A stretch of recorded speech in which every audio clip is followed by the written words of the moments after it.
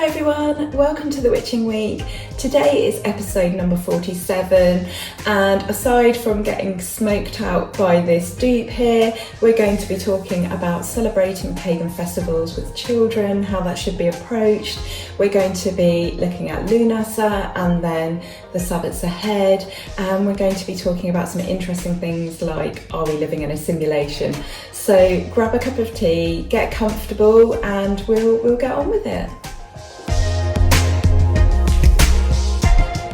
Hi everybody, welcome back, and if you're new here then welcome, thank you for watching. I'm Wren, the cemetery witch, and I'm called that because I live on a cemetery in the heart of England. Every Friday we get together and we just have a really easygoing chat about the wheel of the year, seasonal changes, and then any witchy topics that are relevant at the time, and also just topics that are interesting me as we travel from week to week. So we drink some tea or a cup of something else, and usually I share with you what incense I'm burning. So today I'm actually burning some dupe. I think I featured this on the Witching Week before. It's super pungent, it's really smelly, and you can't quite tell, I don't think, from the video, but there is a lot of smoke. So I'm getting smoked out. I can barely see the screen actually, there's so much, but I don't think that's showing up on the picture. But let me show you. It's this sandal dupe by Balaji since 1957 apparently, and this one was recommended to me by a guy in Glastonbury. I'm trying to think what the name of the shop is, up on the left of the high street, the sort of Indian supply shop, Dillaway and Dillaway I think they're called. So yeah, that's one of my favourites, but super smelly and super smoky. So what have we all been up to this week? This week I've been working on my website. It's an old blogger style website. You can go and have a look. It's www.thecemeterywitch.co.uk, and there's loads of resources on there. There's a links page with lots of UK witchcraft and pagan organisations. I haven't put any others in the world because I don't know them well enough to suggest them, so I'm sorry if you are perhaps over the sea and you're not in the UK, but I think there's still helpful stuff on there for you. There's my social media links where you can find me elsewhere, and there's just hundreds of articles. So there's recipes, spells, just magical correspondences, musings, all sorts of like magical information. So if you don't follow me on Instagram, then the website is a really good resource for you, because I also put my posts from Instagram over there, and they're easy to find because they're tagged and they're sort of like divided into lots of different sections. Plus you can have a look at them year on year. If you go back right to the beginning, they're pretty sort of like rough and ready, the posts. They're not as well thought out and perhaps as written as the newer ones. So go and check that out. And yeah, what else has been going on? Oh, I just wanted to say actually on the subject of like my social media and videos and stuff like that, I'm having real trouble uploading at the moment. Since we changed the internet to BT, who are the company that supply everyone else, so you think that they would be better, but it's currently taking me like 15 hours to upload a 26-minute video, and I think it keeps cutting out because often they'll start all over again. So we've reset the modem, but yeah, it was a pretty poor choice. I have to say I didn't want to change it, but then I'm not the one who's paying for it. But yeah, so it's really slowing me down in terms of giving you guys videos. I have filmed some others this week, so I just need to get myself organised with those. But there's one thing I wanted to say about them. I keep saying in my videos that I represent something with something else. What I mean is I associate it with something else. This is like some weird little brain glitch that I've noticed I keep doing, and I don't know where it's come from.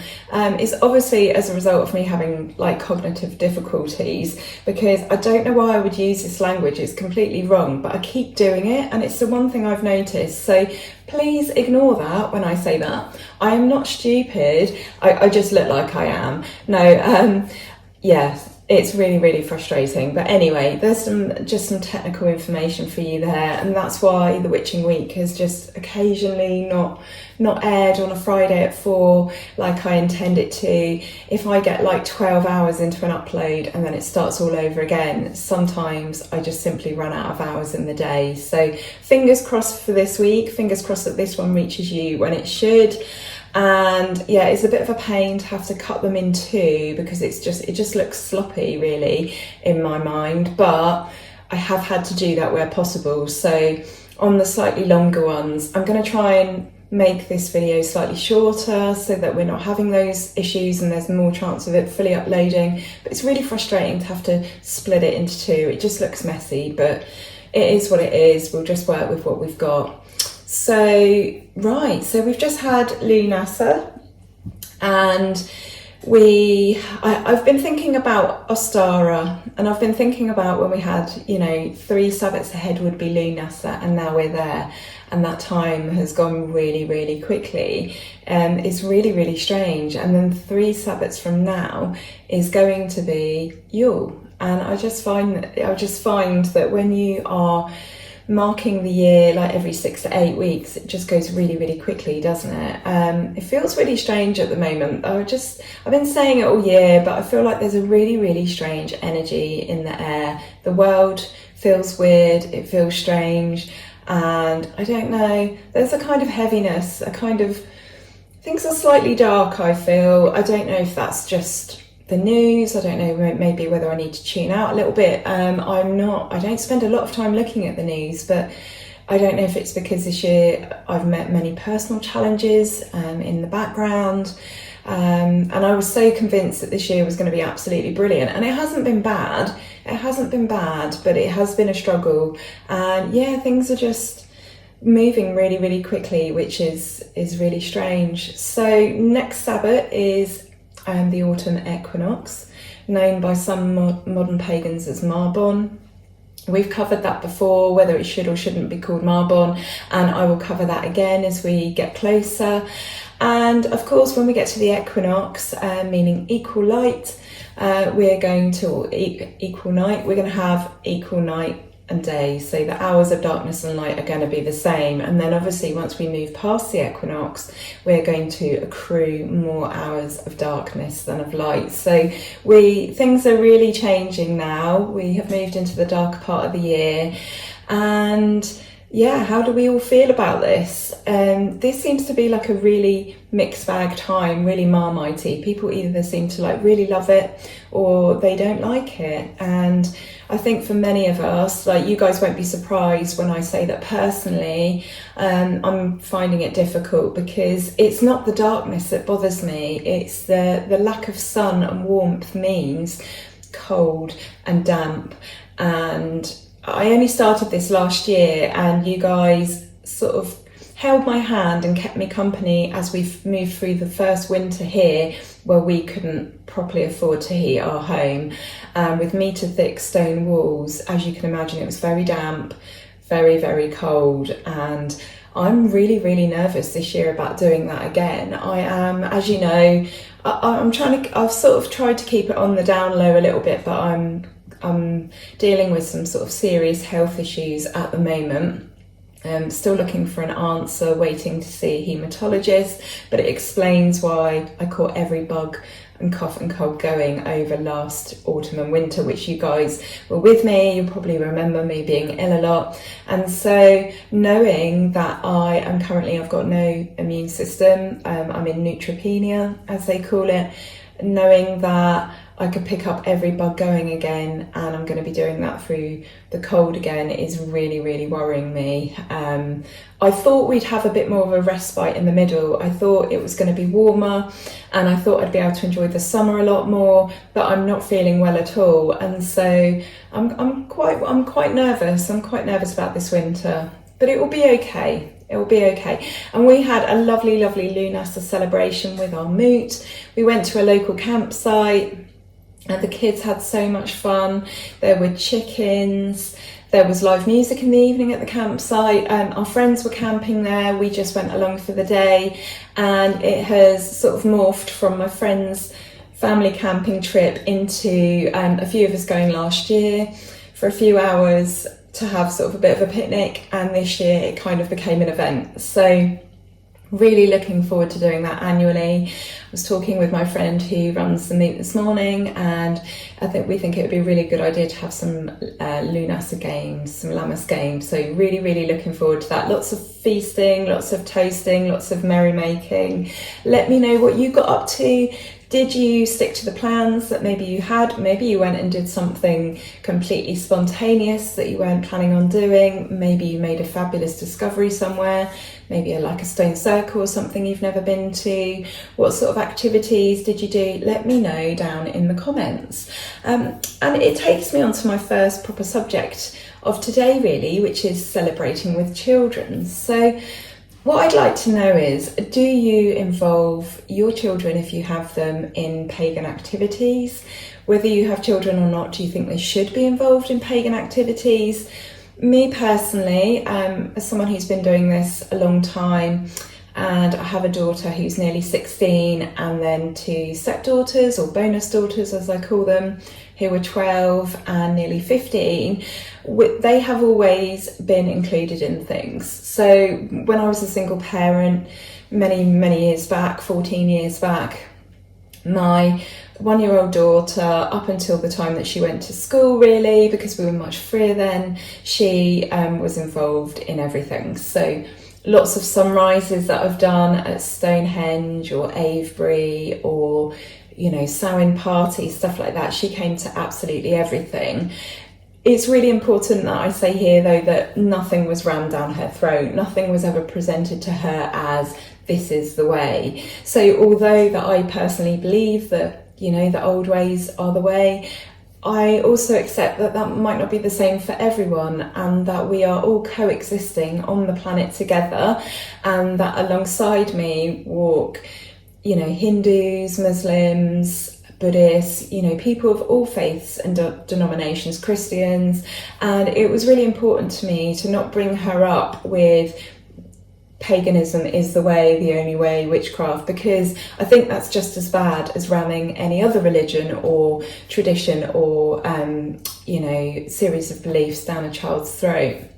When I applied for her to go to school, the form that I had to fill out, and she went to the school across the road. It was the school that I went to, and it was a Christian school. It was a Church of England school.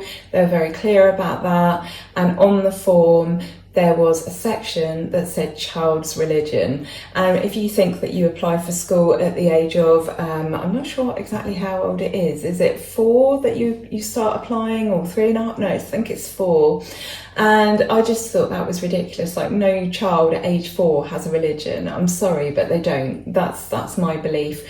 We decide our views and our path and our philosophy when we're much older. And for some people, that's not until they're in their 30s or even 40s. I don't understand how a child at age 4, obviously I know what they're hinting at on the form. So I made a point of writing on the form, child of pagan and Christian parents. Her father's a Christian. I'm a pagan. This might well be while we are no longer together, but I wrote child of pagan and Christian parents rather than pagan, pagan or Christian, or pagan child or Christian child. I don't believe in that. I think it's really important that children make their own minds up. So when we had our Lughnasadh celebration at the weekend, the kids could be as involved as they wanted or not. So we all sat together and ate. It was up to them whether they wanted to listen to the poems and the stories and the tales, and even the toasting. They were free to just go and do what they want. And I think that's really important. And I think it's really important to explain to children that, well, we think this, but other people think this, and there is no right or wrong. I mean, I personally don't necessarily believe, obviously, in the Christian God. I don't necessarily believe in a God at all. But what I do believe is that we're all from the same source. So that has been really important to me as a parent, to explain that to my child and my children. What do you think? I'd love to know your thoughts on this. I know that there are witches and druids and pagans out there who do bring their children up in a purely pagan household and absolutely express to them that this is the way, this is what we do, and they're like, you know, other people are obviously completely welcome to do what they want to do, and if that's right for them and their child, then, you know, that's their decision to make. But me personally, I think it's better to have an all-rounded approach and teach about other religions as well, even though we all hated those religious education lessons, didn't we? Well, most of us did. I go back now and think I would like to have those RE lessons again, because I don't seem to remember there being much going on. I remember our teacher was quite religious. I remember there was a lot of Christian stuff that went on, but I don't actually remember there being much else about other denominations. And I think I would have been really interested as a child for that. I do actually have a pagan friend who is an RE teacher, which I think is excellent. He really does make sure that he covers all faiths now, and I'm sure it's probably changed now. I'm sure, obviously when I was at school was a long time ago, very long time ago, and I'm sure it's different now, and I'm sure they do have to be more equal in what they cover and the time that they spend on each religion. But I love the fact that not only is he teaching about all religions, but he has the opportunity to talk about pagan faith as well. So I think that's absolutely brilliant. So we have some news from the cemetery. A couple of weeks ago, I said to you that our gardener Dave, when I say our gardener, I don't mean me, I'm not posh enough to have a gardener, it's the council gardener, we live on council land, but he said that he thought he'd seen some rabbit droppings, perhaps, and on Wednesday it was confirmed. My husband and then later me saw 2 rabbits. So our rabbit population has come back. We think they succumbed to a virus because we haven't seen them for probably about 1.5 years, maybe even 2 years. And there has been a virus separate, I think, to myxomatosis that has been making its way through Ireland and down through the UK, and it's been wiping out populations of rabbits, and we feel that ours succumbed to that. We also had some cats that were like picking off the rabbits. They would sit at the entrance of the graves where the rabbits tunnel under and grab them on their way out. So yeah, we've seen 2 rabbits. I don't think I'm going to tell Dave this. I don't know if Dave's discovered this channel. Maybe he has. I don't know if he's Googled me and found me, and if he watches this. If so, I'm really sorry, Dave. But it's not Dave I don't trust, it's the council. So I'm not going to tell them that I've seen rabbits. Obviously Dave's going to spot them on his way in at some point, but I'm not gonna let them know, because I very much see them as part of, you know, life and to some extent death. I know they're considered pests. They burrow under the gravestones, and then they have a habit of, the surrounds, this is not the actual headstones, but they have a habit of then collapsing. But I think that's all part of like death and decay and the land, and you know, stone is a man, or at least the headstone is a man-made thing, and I feel like over time these things are supposed to change and crumble, but that's just my thoughts. But yeah, I'm going to keep that to myself for now. So on the subject of animals, I discovered a really interesting character recently. You may well have heard of her, but this is someone for you to go and look up. Her name is Simona Kossak, and she was a Polish biologist, ecologist and professor of forest sciences. So her work was mainly concerned with preserving the natural forests and ecology of Poland, and she was such an interesting woman. She died some years ago in 2007 at the age of 63, and she was called a witch because she chatted to animals. She had a pet crow that apparently used to steal things and used to attack bike riders. She had a lynx that apparently slept in her bed, and a tame boar that lived in her house. She lived in a hut with no water or no running water or electricity. Need to get my brain in gear today. For 30 years in a Polish forest. So really, really fascinating woman. And when you Google her name, I'll pop her name up on screen at some point. But there's some amazing photographs of her. Most of them are black and white. I think possibly taken in the 60s, maybe, judging by the hair and the clothes, or maybe 70s. But really, really beautiful pictures with, you know, all sorts of animals and all sorts of interesting poses and things. So really, really interesting lady who has done a lot in her lifetime. So yeah, Simona Kossak, Polish biologist and ecologist. Go and check her out. Definitely one of us, I think. Definitely one of us. I don't know if you can see this smoke, but it's quite beautiful actually. Let's see if we can see any images. That's a really good form of divination if you've never used it before, to read smoke.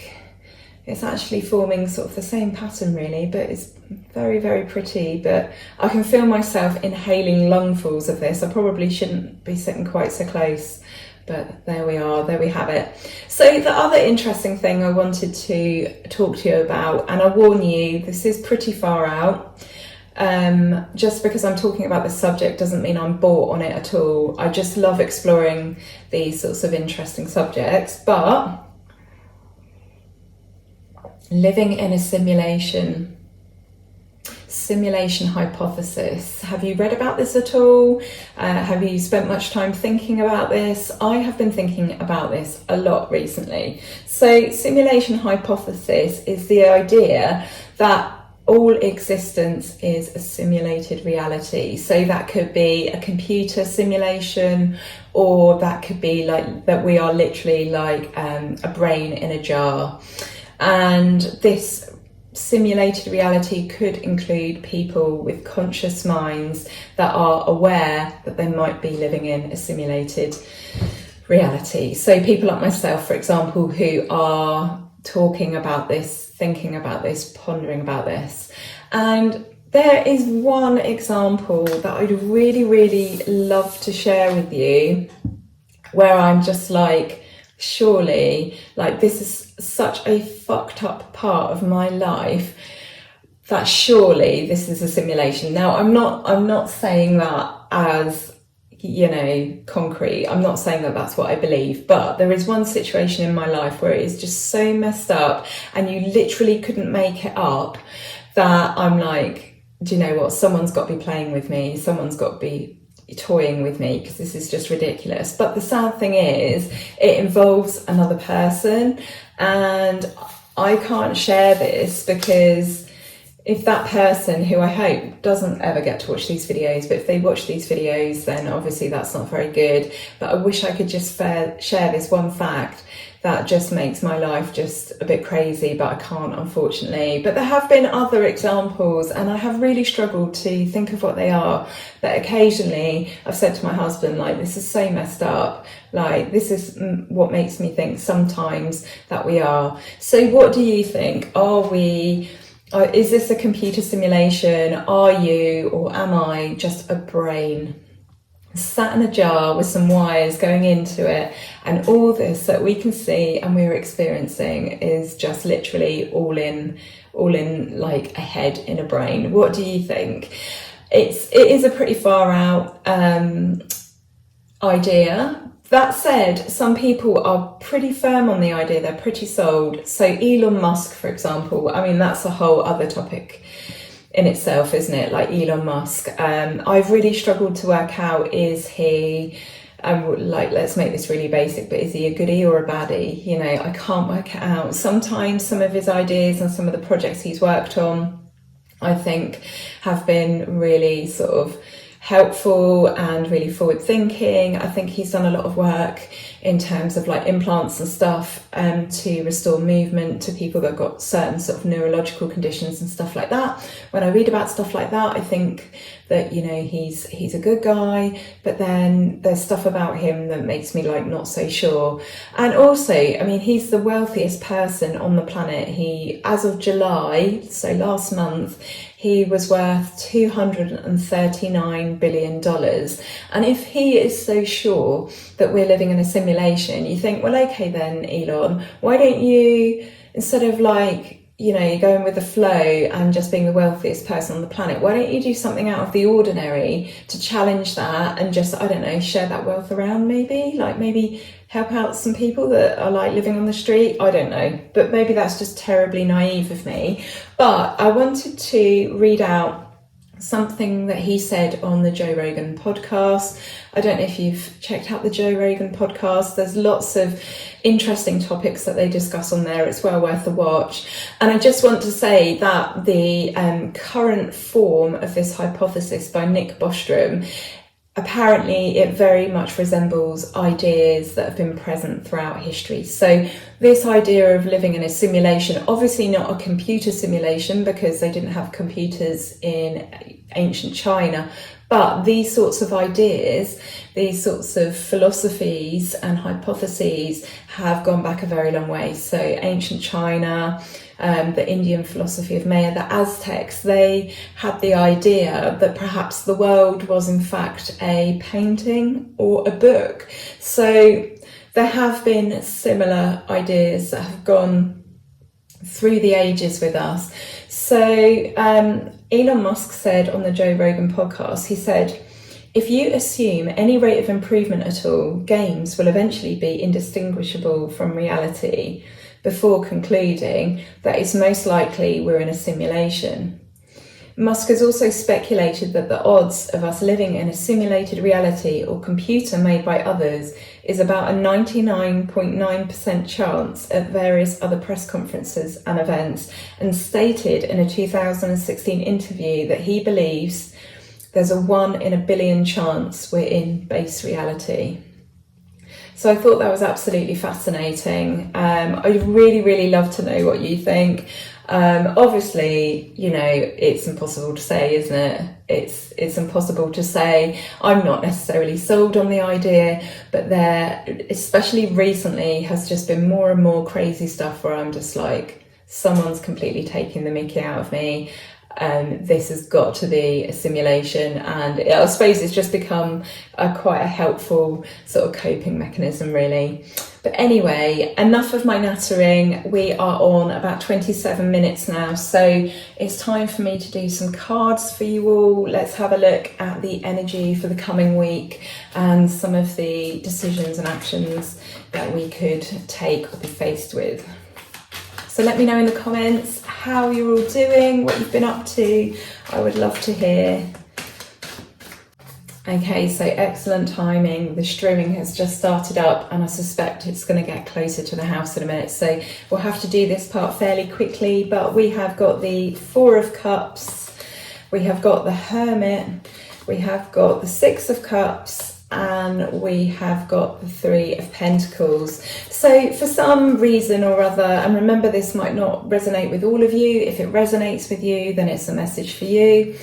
But the message is really that for some reason at the moment you're not really wanting to accept offers of help and support from other people, and really you're feeling very insular and not isolated but very sort of inner at the moment, and wanting to just like take stock of things and handle things very much on your own. Maybe you are going through a sort of a period where you're reminiscing about old times. Maybe you're making a big decision of some kind and you are looking back at how things used to be perhaps, or your childhood or memories from your childhood, and you're just feeling like you want to separate yourself from the world a little bit to work all of this out. And it's perfectly okay not to take help when it's offered. Obviously it's up to us, isn't it, how we handle things, but it is important that we make sure that when we are turning down offers of help that we're not actually just being stubborn. Sometimes, we can be proud, we can just want to muddle on, is that a word even? We just want to sort of carry on and just work things out for ourselves. I very much am like that. I just like to be left alone sometimes when I'm dealing with a problem, and I like to just sort it out myself, and I don't really want any help from anyone else, and that's fine. But it's really, really important that once we've worked what it is we're working out, that we then come back to the sort of the outside world. So we have this inner retreat, and we go inwards, and we have this introspection, and we have this sort of decision-making process, and we block everyone out. But then it's really important, when we've worked stuff out, that we then come back to the world.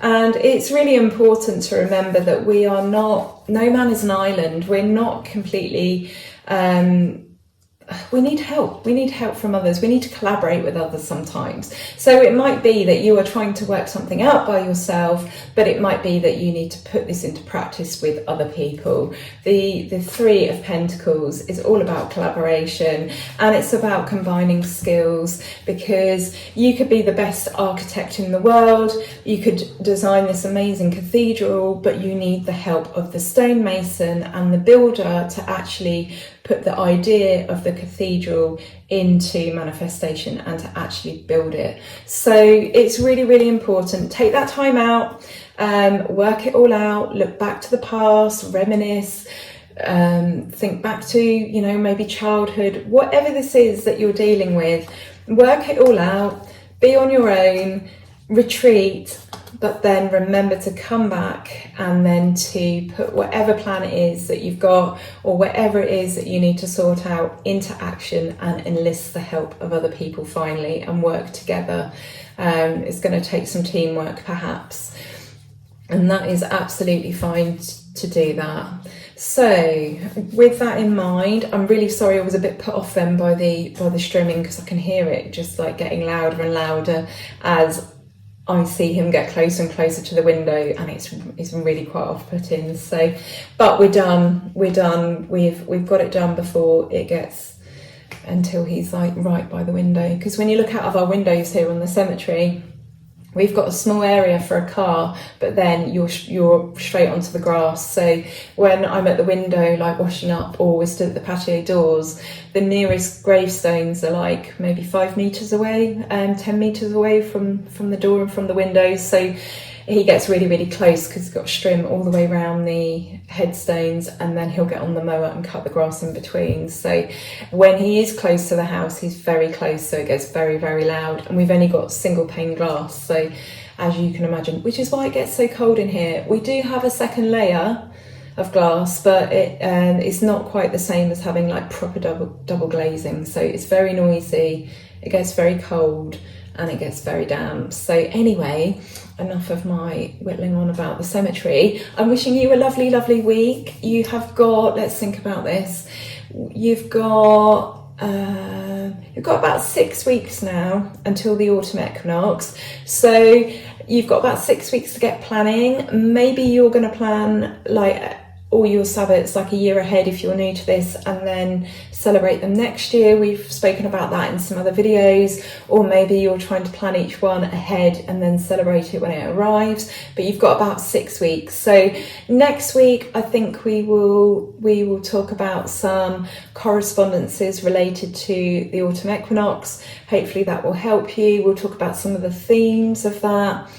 And yeah, I'm wishing you a really, really good week. We've had lots of rain here and a little bit of sunshine here and there. We're just having like a really, really weird summer this year. I hope it's nice where you are.